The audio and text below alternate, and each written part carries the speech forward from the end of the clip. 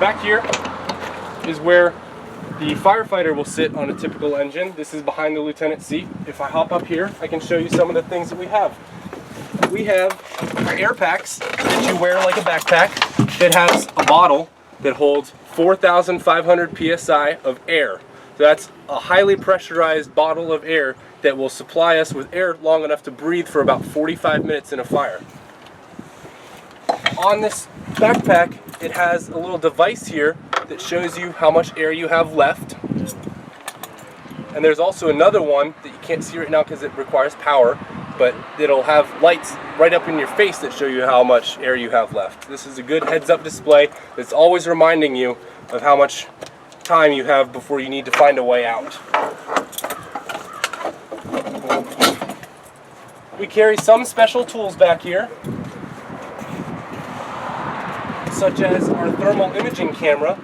This provides a black and white view of hot and cold, where a hotter object will show up as a big white dot. So if we have someone inside a fire, that fire is going to show up very hot, but maybe there might be a person on the floor that you can see through the smoke with this. It's kind of hard to explain it without really showing it to you, but this is a very, very important tool for us to have. It is very good at rescuing people inside of a hard to see situation.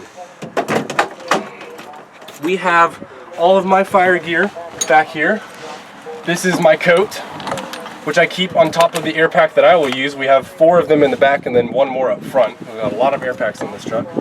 I have a headset that I will wear during calls, and I can use this to talk to the crew up front. We have to be able to listen over the loud sound of that engine and the loud sound of the siren. So we can use this to talk to each other while we're on the way to a call, and it helps us preserve our hearing. We don't get our hearing damaged nearly as bad as we used to. I have my boots, which are set into my pants here, so all I have to do is step into them and pull them right up and we're ready to roll. Inside of my boots, so I don't lose them, I keep my gloves, I keep a flashlight, and I keep my hood that I will use to keep the fire out of my hair. It helps protect me from extra fire, as well as all of the rest of this.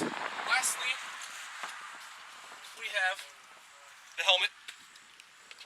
The helmet comes with a nice little face shield that protects our eyes if we're working outside of a fire, say on a car crash and we're cutting up the car. This is very, very important to have, as you might imagine. The one final item we have is our mask, which we will wear on top of underneath our helmet, and then we will hook in the regulator that I showed you earlier to the mask, which will provide direct air that we can breathe during the fire. Just like that.